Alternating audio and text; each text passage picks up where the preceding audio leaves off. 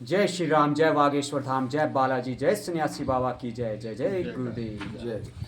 आज हिमालयन योग में सेंटर रक्कड़ में आए हैं समाज सेवक महेंद्र भाई जी और भटियात से समाज सेवक संजय भाई जी। उनका मैं तहे दिल से अभिनंदन करता हूँ।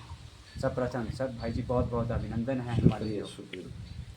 तो आज हमें विशेष बातचीत करने का आपके समक्ष मौका मिला है और खुशी हो रही है कि आप हिमालयन योग में आए हैं। तो हम जानना चाहते हैं पहले सर्वप्रथम अपने महेंद्र भाई जी से कि भाई जी आपकी जीवन की शुरुआत कैसे हुई, कि जिस तरह से आपने ये जीवन जिया है और एक उदाहरण आप समाज सेवा में बने हैं लोगों के लिए, तो आप कुछ बताएंगे?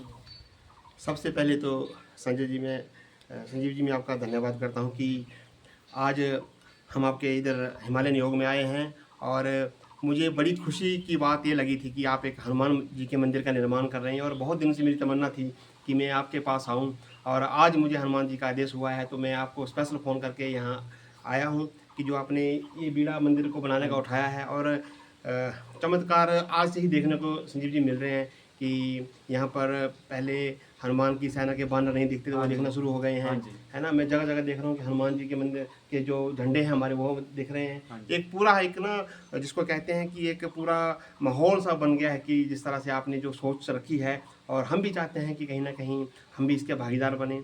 और सब बालाजी की कृपा भाई जी, सब बालाजी जी। की। और दूसरी बात आपने पूछा कि हमारी रुचि किस तरह से समाज सेवा की ओर बनी है, मैं इस पर आऊँगा। देखिए, जब हम छोटे थे, स्कूल टाइम में थे, तो हमने काफ़ी चीज़ों को जो है बड़ी बारीकियों से आजमाया है, देखा है और परखा है। मेरे पिताजी पंचायत प्रधान हुआ करते थे, तो हमारे घर काफ़ी लोग जो थे वो पंचायत होती थी हमारी कसलोड पंचायत थी जो धर्मशाला कैंट में आती है, और उस टाइम वो धर्मशाला कॉन्स्टिट्यूंसी में आती थी। तो बहुत सारे लोग जो थे वो अपनी समस्याओं को लेकर के आते थे और मैं पिताजी के साथ बैठ के सुनता रहता था। तो उस वक्त क्या था कि समाज सेवा का जज्बा मेरे पिताजी के अंदर भी बहुत ज़्यादा था, लेकिन उस समय जो फाइनेंस, जो पैसों की जो थी, वो सरकारों में भी कमी थी और पंचायत में इतना पैसा, इतना फंड नहीं आता था। लेकिन मेरे पिताजी किसी न किसी तरीके से उनको समस्या का हल करने की कोशिश करते थे, तो मैं उनको सुनता रहता था। तो उन्हीं दिनों से, स्कूल के समय से ही मेरे मन में भी ऐसे विचार आना शुरू हुए कि यार देखो, लोग कितने बेचारे पिछड़े हुए होते हैं और उनकी बात सुनने वाला कोई नहीं है। तो मेरे विचार उन्हीं दिनों बदलना शुरू हो गए थे कि जब भी मैं पढ़ लिख करके थोड़ा सा आगे आऊँगा या फाइनेंशियल थोड़ा सा मैं स्टैंड ले लूँगा, तो मैं ज़रूर लोगों की सेवा में ही अपने जीवन को लगाऊँगा। बस वहीं से मेरी एक शुरुआत हुई थी कि मैं समाज सेवा में आज आया हूँ। बहुत बढ़िया। फिर उसके बाद आपने स्ट्रगलिंग पीरियड भी रहा होगा आपकी लाइफ का, तो उसके बारे में बिल्कुल, बहुत सारा स्ट्रगल रहा। मेरे माता पिता जो हैं बिल्कुल ही अनपढ़ हैं, वो कभी स्कूल नहीं गए, लेकिन उनके मन में ऐसा था कि हमारे बच्चे जो हैं अच्छी पढ़ाई लिखाई करें। और मैं धर्मशाला कॉलेज में पढ़ा हूँ, और हमारे सरकारी बस के पास बने होते थे। अच्छा। कभी कभी बस छूट जाती थी तो हम 13 लाइन से धर्मशाला कॉलेज तक पैदल आते थे, और वापसी भी कई बार हम पैदल गए हैं, क्योंकि हमें से घर से जो खर्चा मिलता था संजीव जी, वो बहुत लिमिटेड से मिलता था। तो हम उसी खर्चे से हमने एक महीना चला, 50 रुपये से एक महीना चलाना होता था, चाहे हम कॉपी ले लें चाहे पेन ले लें। और कई बार तो मैं आपको अपनी जीवनी बताऊं तो आप थोड़ा सा हैरान भी होंगे कि महेंद्र भाई कैसी बात कर रहे हैं। We are bunch of peoples, like students का ग्रुप होता था। हम कई बार जो है वो चाय पान के लिए कचहरी में रुकते थे कि आज टिक्की खा लेते हैं, समोसे खा लेते हैं। तो संजीव जी, मेरे साथ ऐसा भी कई बार हुआ है कि 2-3 बार तो मैं अपने दोस्तों के साथ चला गया, लेकिन एक दिन मुझे आभास हुआ, हम 8-10 लोगों बच्चों का ग्रुप है, तो एक दिन तो बारी मेरी भी आएगी, मुझे भी वो समोसे टिक्की खिलाने पड़ेंगी। तो मुझे ऐसा लगा कि शायद मैं उनको ना खिला पाऊँ, तो मैंने 2-3 बार तो उनके साथ चला गया। चौथी बार मैंने अपने आप को टालना शुरू कर दिया, मुझे काम है, आप लोग खा करके आओ। क्यों? क्योंकि मुझे पता था कि अब मेरा वक्त जब आएगा तो मेरे पास पैसे नहीं होंगे, इनको मैं कहाँ से खिलाऊंगा। तो ऐसा भी वक्त दौर रहा है, मुश्किलें तो रही हैं, पर चलो परमात्मा ने साथ दिया, मौका दिया, तो कहीं ना कहीं हम थोड़े बहुत अपने पैरों पर खड़े हैं, और 4 लोगों को भी रोज़गार हमने आज दिया है। तो यही एक खुशी की अनुभूति है कि लोगों के काम भी आज हम आ रहे हैं। नहीं, वो देखा है कि आप समाज सेवा में हमेशा जुड़ के रहते हैं और आगे रहते हैं और हमेशा आप हेल्प भी करते हैं लोगों की, और युवाओं को भी आप बहुत अच्छा गाइड करते हैं जिस तरह से। तो युवाओं के बारे में आप कुछ बताना चाहेंगे? बिल्कुल, आजकल ऐसा है कि आप देख रहे हैं कि रोज़ न्यूज़ आती है कि हिमाचल प्रदेश में चिट्टे का प्रचलन बहुत ज़्यादा हो गया है। ये सारा पंजाब बॉर्डर लाइन से जो है चिट्टा हिमाचल सप्लाई हो रहा है, और बहुत सारे लोग पकड़े भी जा रहे हैं। मैं समझता हूँ कि कहीं ना कहीं मैं प्रशासन को ही जिम्मेदार नहीं ठहराऊंगा, पुलिस प्रशासन को ही जिम्मेदार नहीं ठहराऊंगा, सरकारों को ही जिम्मेदार नहीं ठहराऊंगा। वो तो अपना काम कर ही रहे हैं, लेकिन मैं आम जनमानस से भी आज आपके माध्यम से ये अपील करूंगा कि सबसे पहले तो आप अपने बच्चों पर नज़र रखें। हाँ जी। वो किस वक्त घर आ रहा है, किस वक्त जा रहा है, और खाना खा रहा है या नहीं खा रहा है, नहीं खा रहा तो क्यों नहीं खा रहा है, और कि इसकी उसकी संगति कैसी है, किन लोगों बच्चों से उनका मिलना जुलना हाँ है। जी। सर्वप्रथम अपने बच्चों का ध्यान हमें खुद रखना है, हाँ जी। क्योंकि हम ही उनके गार्डियन बन सकते। सबसे पहले गार्डियन माता पिता ही हाँ हैं। जी। हम पुलिस प्रशासन को दोष नहीं दे सकते कि वो पकड़ नहीं रहे हैं या पकड़ रहे हैं। अपने बच्चों को आप सुधारेंगे, कहते हैं stop the evil from the beginning, हाँ जी। है ना। आप किसी बुराई को शुरू से रोकेंगे तो वो फैलेगी ही हाँ नहीं, जी। है ना। तो हमें अपने बच्चों का विशेष ध्यान देना है, और बच्चों को हमें खेल कूद की ओर भी प्रेरित करना है। आजकल कला संस्कृति की ओर भी बच्चे काफ़ी रुझान रख हाँ रहे जी। हैं। आप अच्छे म्यूजिक सेंटर में उनको भेजिए, संगीत सिखाइए। धर्मशाला में तो किस तरह की कोई कमी नहीं, यहाँ पे सिंथेटिक ग्राउंड है, हाँ जी। यहाँ पे क्रिकेट स्टेडियम की अकेडमीज़ हैं, और भी यहाँ पे इंडोर गेम्स हैं जैसे बैडमिंटन है। हाँ जी। बहुत सारी चीज़ें धर्मशाला में है, अपने बच्चों को हम वहाँ प्रेरित कर सकते हैं, और उस तरह बच्चे अपना जो है नशे से दूर रहेंगे। हाँ जी। तो अभी हम बातचीत करते हैं संजय भाई जी जो भटियात से आए हैं हिमालयन योग में। और भाई जी आप कुछ अपने जीवन के बारे में बताएं जिससे लोग और भी प्रेरित हों। तो आपकी जीवन की शुरुआत कैसे हुई? धन्यवाद संजीव जी। आज हमें भी मौका लगा है आपके योग आश्रम में आने का, और बहुत ही अच्छा महसूस हम लोग कर रहे हैं। और जिस तरह आपके हम शो देखते रहते हैं, बहुत ही अच्छे लोग यहाँ आते हैं, बहुत ही अच्छे विचार वहाँ रखते हैं, और कहीं ना कहीं उन चीज़ों की प्रेरणा जो है सब लोगों को मिलती है। मैं एक भटियात कंस्टिट्यूंसी के छोटे से गांव दुलारा से हूँ, और पिछले 15-16 साल से लगभग धर्मशाला में हूँ। मेरा छोटा सा काम है बिजली का, मैं कॉन्ट्रैक्टर हूँ गवर्नमेंट बेसिकली। अच्छा। और आज की डेट में 15, 16, 18, 20 सालों के दौरान लगभग 150 लोगों को ट्रेंड करके जो है आगे लोगों को ट्रेंड कर रहा हूँ। रोजगार दिया है मैंने। हाँ जी।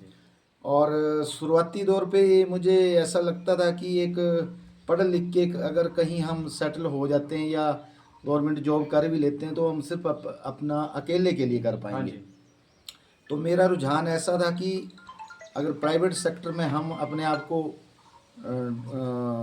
उसमें ढालें, कुछ सीखें, कुछ सिखाएं, तो उससे निखरता ही हाँ आदमी। जी। तो इस सोच को लेके के हम वहाँ से निकले थे, और आज की डेट में जो लोगों को हम थोड़ा बहुत छोटा मोटा रोज़गार भी दे रहे हैं, उसी से प्रेरणा मिलती है कि हम खुद भी थोड़ा बहुत कर रहे हैं अपने लिए भी, और लोगों को भी करवा रहे हैं। तो मेरी तो यही सभी जो नए युवा पढ़ लिख के निकल रहे हैं हाँ जी। कि गवर्नमेंट की सर्विस की तरफ ज़्यादा ना भागें, अपने काम की तरफ ध्यान दें। स्किल डेवलपमेंट जो है बड़ी ज़रूरी है आज की डेट में। हाँ जी। बहुत जी बढ़िया। जी जी। बहुत बढ़िया। संजय भाई जी आप जैसे कोई युवा होते हैं जो नशे की तरफ जा रहे हैं, जैसे भाई ने बताया, तो किस तरह से वो बचने चाहिए, नशे से दूर रहें? सर्वप्रथम तो जैसे महेंद्र जी ने कहा है कि हमारे संस्कार घर से स्टार्ट होते हाँ हैं। जी। इसमें बहुत ज़्यादा ध्यान देने की ज़रूरत है। जैसे ही बच्चा थोड़ी ग्रोथ करता है, 9वीं 10वीं तक पहुंचता है, तो हर एक माँ बाप को जो है बच्चों के ऊपर ध्यान रखना बड़ा ज़रूरी है। नशों से बचने का एक उपाय ये है कि सबसे पहले जो हमारी जीवन शैली है, शुरू मतलब आज की डेट में देखा जाए तो जो पेरेंट्स हैं वो भी थोड़ा सा अवेयर नहीं है। अवेयर नहीं है। उठने बैठने का जो टाइमिंग है वो बड़ी अपसेट सी हो गई है। मेरे ख्याल में अगर हम शुरुआत सुबह जल्दी उठने की करें, बच्चों को प्रेरित करें उठने के लिए, योग की तरफ ध्यान लगाएं, पढ़ाई की तरफ उनको दें, और बड़ी बड़ी चीज़, बड़ी अच्छी अच्छी चीज़ें हैं जो हम अपना सकते हैं और बच्चों को दे सकते हैं। एक्टिविटीज़ हैं, सुबह मॉर्निंग वॉक जो है बहुत ज़रूरी है बच्चों के लिए, योग बहुत ज़रूरी है। अच्छी जो एक्टिविटीज़ होती हैं समाज के अंदर, वहाँ पर इन्वॉल्वमेंट बच्चों की ज़रूरी है। तो अगर बच्चे उस तरफ ज़्यादा एक्टिव रहेंगे तो मुझे लगता है कि नशों की तरफ फिर उनका ध्यान कम जाएगा। तो आज की डेट में सबसे बड़ा चैलेंज यही है कि बच्चों को नशों से दूर करने के लिए जो है उनको अच्छी चीज़ों की तरफ गाइडलाइन जो है बड़ी ज़रूरी है। जी महेंद्र भाई जी, जो हमारा भारत देश है, एक मेरा प्रश्न रहता है कि भारत देश को अगले 10 और 15 साल में आप कहाँ तक देखना चाहते हैं कि भारत कैसा हो हमारा? देखिए जी, किसी भी देश को आगे ले जाने के लिए जो है एक राजनेताओं का बहुत बड़ा रोल रहता है। आजकल के जो हम कह सकते हैं कि राजनेता जो हैं जो कलयुग के भगवान हैं। हाँ जी। ठीक है, हम राजनीति में उन लोगों को आगे लेकर के आए जो प्योरली समाज सेवक हों। समाज सेवक। आजकल की राजनीति बहुत ख़राब हो गई है, आपको पता है। हाँ जी। पैसे वाली राजनीति होगी, जिसके पास पैसा है वो इलेक्शन लड़ता है और हाँ जी। पैसा बांट करके इलेक्शन जीत इलेक्शन जीत जाता जाता है, है। लेकिन उनके मन में सेवा भाव नहीं होता। हाँ जी। सेवा भाव वाले लोगों को मेरी पूरे भारतवर्ष के लोगों से अपील है, जहाँ भी बागेश्वर धाम के आदेश के अनुसार अगर मेरा वीडियो कहीं पहुँचता है, हाँ जी। उन लोगों को आगे लेकर के आए जो पैसे को कम कम तवज्जो दें और समाज सेवा को ज़्यादा तवज्जो दें। और वही लोग जो हैं वो सच्चे मन से सेवा करेंगे तो आखिरी पंक्ति में खड़ा व्यक्ति भी कभी रोएगा नहीं। हाँ जी। उस तक वो सेवा पहुंचेगी। और उन्हीं की सोच जो है, जैसे हमारे पुराने जो भी क्रांतिकारी रहे हैं, नरम दल के रहे हैं, गर्म दल के रहे हैं, उस देश भावना के, देश सेवा की भावना के साथ इन्होंने देश को आज़ाद करवाया है और आज जो कुछ भी है उनकी देन है। तो मैं यही चाहूँगा कि यही संदेश रहेगा कि देश को आगे ले जाना है तो एक जो हम कलयुग के भगवान जिनको हम संज्ञा देते हैं वो बहुत ही साफ छवि वाले और पक्के समाज सेवक होने चाहिए। समर्पण भाव। समर्पण भाव उनमें होना चाहिए। महेंद्र भाई जी, हमारा एक ये है संदेश होता है कि अपना एक संदेश आप क्या देना चाहते हैं? एक अपना एक संदेश। मैं संदेश तो युवा पीढ़ी के ऊपर ही रखूँगा। हाँ जी। आपके टॉक शो में हम आए हैं तो एक युवा पीढ़ी के लिए संदेश है कि हर एक माँ बाप को जो अपना बच्चा जो जान से प्यारा होता हाँ है, जी। ठीक है।